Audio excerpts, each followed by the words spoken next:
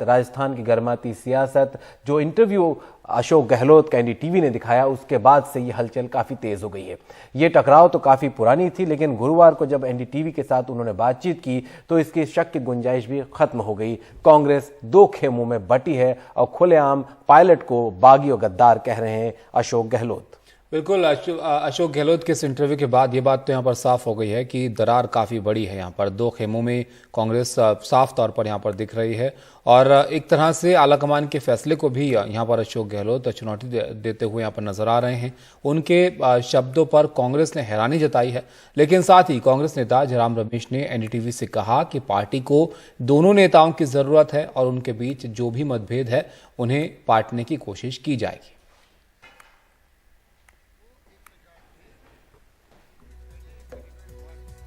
अपने ही मंत्रिमंडल के एक सदस्य अपने पार्टी के सदस्य के बारे में कि 10 करोड़ रुपए लिए, इस पर पार्टी की क्या प्रतिक्रिया? आपने एक बयान दिया है, लेकिन अगर आप उसे पार्टी की ओर से मैंने कल बयान दिया है, ये औपचारिक बयान है कि अशोक गहलोत जी हमारे पार्टी के वरिष्ठ और अनुभवी नेता हैं। सचिन पायलट हमारे पार्टी के युवा, ऊर्जावान और बड़े लोकप्रिय नेता हैं।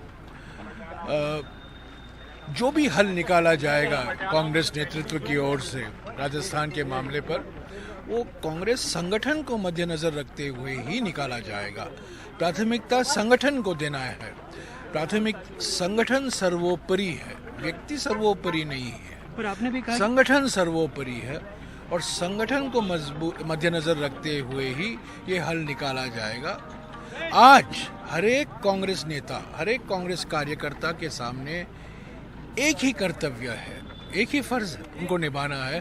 भारत जोड़ो यात्रा को उतना ही सफल बनाना है उत्तर भारत में, खास तौर से मध्य प्रदेश, राजस्थान में, जितना महाराष्ट्र में, तेलंगाना में, केरला में, कर्नाटक में और अन्य दक्षिण राज्यों में हमने देखा इतना सफल हुआ है। तो उसी कर्तव्य, उसी फर्ज को मन में रखकर हर एक कांग्रेस नेता, हर एक कांग्रेस कार्यकर्ता को काम करने की जरूरत है। आपने जैसे कहा कि कुछ शब्द आपको भी अप्रत्याशित लगे। हाँ, कुछ शब्द ऐसे इस्तेमाल किए गए हैं जो मुझे भी अप्रत्याशित थे और कई लोग को आश्चर्य हुआ कि ऐसे शब्दों का इस्तेमाल किया गया।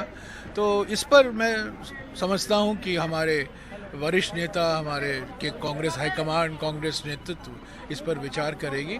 पर एक बात समझ लीजिए, कांग्रेस पार्टी को अशोक गहलोत जी जैसे अनुभवी और वरिष्ठ नेता की जरूरत है। कांग्रेस पार्टी को एक युवा, लोकप्रिय, पढ़े लिखे, ऊर्जावान, नौजवान नेता सचिन पायलट की भी जरूरत है। और मुझे पूरा विश्वास है कि हमारा नेतृत्व एक हल ढूंढ निकालेगा जो संगठन को प्राथमिकता देकर दोनों को सही तरीके से इस्तेमाल करेंगे। ऐसे में जब यात्रा राजस्थान ही जानी है तो वहाँ कोई दिक्कत राजस्थान में भारत जोड़ो यात्रा इतनी ही सफल होगी जितना कि महाराष्ट्र में हुआ है, जितना पिछले 3 दिन से हम मध्य प्रदेश में देख रहे हैं। मुझे पूरा यकीन है कि राजस्थान, मुझे कोई दिक्कत नहीं दिखती। बहुत शुक्रिया। कोई दिक्कत नहीं। तो जयराम रमेश को आप यहाँ पर सुन रहे थे, जो कि कह रहे थे संगठन जो है वो सर्वोपरि है और यहाँ पर अनुभव की भी जरूरत है और युवा शक्ति की भी जरूरत है। लेकिन हल निकलेगा कैसे यहाँ पर रोहित? क्योंकि अब ये मसला तो बहुत ज्यादा बड़ा होता चला जा रहा है। जिस तरह से बयान इन्होंने दिया गहलोत साहब ने, तब तो एक तरह से हंगामा यहाँ पर राजस्थान की सियासत में है। ऊपर से ढका हुआ लग रहा है, अंदर से आग दहक रहा है। लेकिन अब देखते हैं, आपको सुनाते हैं कि इस पूरे विवाद की जो शुरुआत हुई थी, जो इस इंटरव्यू की, उस इंटरव्यू में गहलोत साहब ने एनडीटीवी पर क्या कहा था। मैं ये कह रहा हूँ, अगर हाईकमांड पायलट को अगर बनाने चाह रही हो, फिर नहीं, उसको नहीं बना सकते हैं। वो कोई ना कोई कम्युनिकेशन गैप हुआ है। आप कह रहे हैं वो उनको नहीं बना, उनको कैसे बना सकते हैं? जो आदमी के पास 10 तो विधायक नहीं है, नंबर 1, जिसने रिवोल्ट किया हो, जिसको गद्दारी नाम दिया गया है, वो गद्दारी की पार्टी के साथ में, जो पार्टी के साथ गद्दारी की हुई आदमी है, उससे कैसे एक्सपेक्ट कर सकते हैं या उसको कैसे उसको स्वीकार कर सकते हैं कोई लोग? नहीं, सिंपल बात है। बट उन्होंने तो डिनाई किया है कि मैं बीजेपी से तो मेरा कोई लेना देना ही नहीं था। सचिन पायलट नहीं, किसी को डिनाई कर ही नहीं सकता। वो पूरा खेल उन्हीं का था। 10 करोड़ रुपए बांटे गए हैं, मेरे पास प्रूफ है। 10 करोड़ रुपए बांटे गए हैं सबको। मुझे पता नहीं किसको क्या 5 करोड़ मिले, किसको 10 मिले। बल्कि बीजेपी दफ्तर से पैसे उठाए गए दिल्ली के अंदर। बीजेपी दिल्ली हेडक्वार्टर से दिल्ली के बीजेपी दफ्तर से पैसे उठाए गए हैं कई लोगों ने, जो मुझे खुद ने उन लोगों ने कहा है, तो ये बात सबके सामने है। तो आप कह रहे हैं कि पायलट जब डिनाई करता है कि मेरा बीजेपी से कोई लेना देना नहीं था। मैं पहली बार सुन रहा हूँ ये बात। तो ये इस आरोप के ऊपर सचिन पायलट ने भी प्रतिक्रिया दी और उन्होंने कहा कि जो बयान दिए गए झूठे हैं, आरोप गलत हैं, और उन्होंने कहा कि पहले भी हमला करते रहे इस तरीके से मुझ पर, और ये बिल्कुल भी जो बातें हैं बेबुनियाद हैं। तो सुनाते हैं सचिन पायलट की प्रतिक्रिया अशोक गहलोत पर। मैंने सुना है अशोक गहलोत जी ने जो बोला है, और अशोक गहलोत जी एक वरिष्ठ और अनुभवी नेता हैं और पार्टी ने उन्हें बहुत मौके दिए हैं, बहुत पदों पर वो रहे हैं। आज भी वो राजस्थान के मुख्यमंत्री के रूप में काम कर रहे हैं। मैं नहीं जानता हूं कि उनको एडवाइस कौन करता है या किसके कहने पर ऐसी बातें बोली जाती हैं, लेकिन आज से पहले भी अशोक गहलोत जी ने बहुत सारी बातें मेरे बारे में बोली।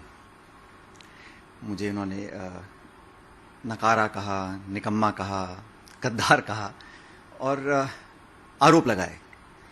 मैं समझता हूं कि इस प्रकार के बिल्कुल झूठे और बेबुनियाद आरोप लगाने की आज ज़रूरत नहीं है। आज ज़रूरत इस बात की है कि हम कैसे कांग्रेस पार्टी को मजबूत करें। आज के समय पर एक वरिष्ठ अनुभवी व्यक्ति इस प्रकार की बातें बोले, मैं समझता हूं बड़ा अनुचित है, उनको शोभा नहीं देता। अगले महीने यात्रा राजस्थान में आ रही है, तो हम सबको मिलकर उस यात्रा को कामयाब बनाना है, क्योंकि आज वो देश की ज़रूरत है।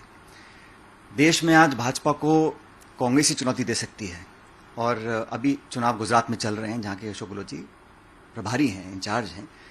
मुझे लगता है हमको सामूहिक प्रयत्न कर कर भाजपा को चुनौती देकर हराना चाहिए जिन जिन राज्यों में उनकी सरकारें हैं। तो आज हमारा जो ध्येय होना चाहिए कि हमारी सरकार दोबारा कांग्रेस कैसे रिपीट कर राजस्थान के अंदर, ये हमारी प्रायोरिटी होनी चाहिए। अब देखिए यहाँ पर आरोप जो है ये लग रहा है कि बीजेपी की तरफ जो है ये है, इनका झुकाव वहां पर था। तो इस पर बीजेपी का क्या कहना है ये भी आप देखिए। हमारे सहयोगी सौरभ ने बात की सतीश पुनिया से, वो क्या कह रहे हैं वो भी आपको सुनाता है। क्या आप मानेंगे कि कोई बीजेपी नेता मिला था सचिन पायलट से? क्या उनके आपके साथ संबंध हैं? सीधे सवाल का सीधा जवाब दीजिए सर। हमारे कोई संबंध नहीं है, वो हमारे प्रतिद्वंदी हैं दूसरी पार्टी के। उनकी पार्टी के भीतर क्या होता है, हमें एक जागरूक विपक्ष के नाते सतर्क होना होता है। उनका अपना झगड़ा था जिसका निपटारा अभी तक नहीं हुआ। हमारी न मुलाकात हुई, न उनसे कोई लेना देना, वो जाने और कांग्रेस का आला कमान जाने। 10 करोड़ रुपए की जो बात कह रहे हैं अशोक गहलोत जी की दिए गए, उनके विधायकों को ऑफर दिया गया, एक आध किश्त भी गई, वो पहले भी कहते रहे।